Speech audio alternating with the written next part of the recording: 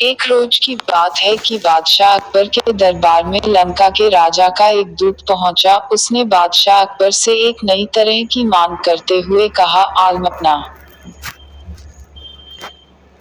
आपके दरबार में एक से बढ़कर एक बुद्धिमान, होशियार तथा बहादुर दरबारी मौजूद हैं। हमारे महाराज ने आपके पास मुझे एक घड़ा भरकर बुद्धि लाने के लिए भेजा है। हमारे महाराज को आप पर पूरा भरोसा है कि आप उसका बंदोबस्त किसी न किसी तरह और जल्दी ही कर देंगे।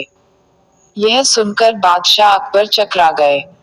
उन्होंने अपने मन में सोचा, क्या बेतुकी मांग है, भला घड़े भर बुद्धि का बंदोबस्त कैसे किया जा सकता है। लगता है लंका का राजा हमारा मजाक बनाना चाहता है, कहीं वह इसमें सफल हो गया तो। तभी बादशाह को बीरबल का ध्यान आया। वे सोचने लगे कि शायद यह कार्य बीरबल के वश का भी न हो, मगर उसे बताने में बुराई ही क्या है। जब बीरबल को बादशाह के बुलवाने का कारण ज्ञात हुआ तो वह मुस्कुराते हुए कहने लगे, आलमपना, चिंता की कोई बात नहीं, बुद्धि की व्यवस्था हो जाएगी, लेकिन इसमें कुछ हफ्ते का वक्त लग सकता है।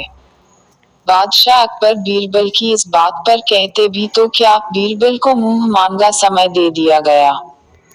बीरबल ने उसी दिन शाम को अपने एक खास नौकर को आदेश दिया, छोटे मुंह वाले कुछ मिट्टी के घड़ों की व्यवस्था करो।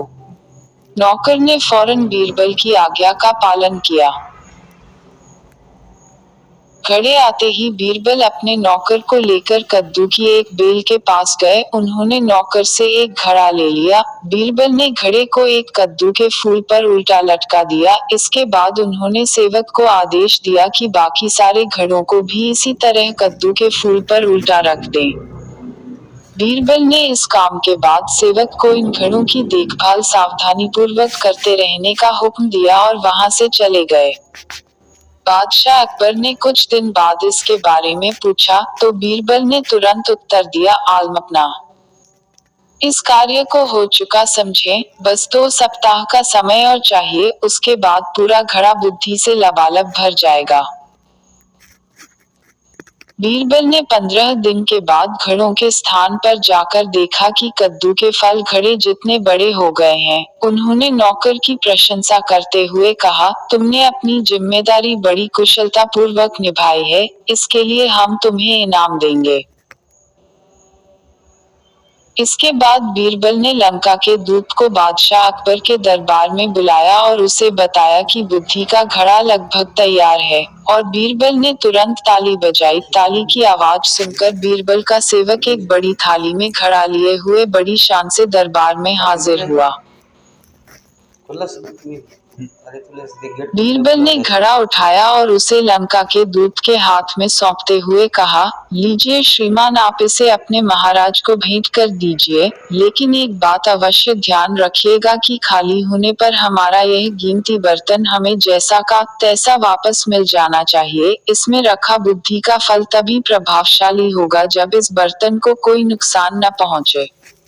इस पर दूत ने कहा, हुजूर, क्या मैं भी इस बुद्धि के फल को देख सकता हूँ? हाँ जरूर, बीरबल ने गर्दन हिलाते हुए कहा। घड़े देखकर परेशान होते हुए दूत ने मन ही मन सोचा, हमारी भी मति मारी गई है, भला हमें भी क्या सूझी। बीरबल का कोई जवाब नहीं है। भला ऐसी बात मैंने सोची कैसे। घड़ा लेकर दूत के जाते ही बादशाह अकबर ने भी घड़े को देखने की इच्छा प्रकट की और बीरबल ने एक घड़ा मंगवा दिया। जैसे ही उन्होंने घड़े में झांका उन्हें हंसी आ गई। वे बीरबल की पीठ ठोकते हुए बोले, मान गए भई, तुमने बुद्धि का क्या शानदार फल पेश किया है। लगता है इसे पाकर लंका के राजा के बुद्धिमान होने में तनिक भी देर नहीं लगेगी।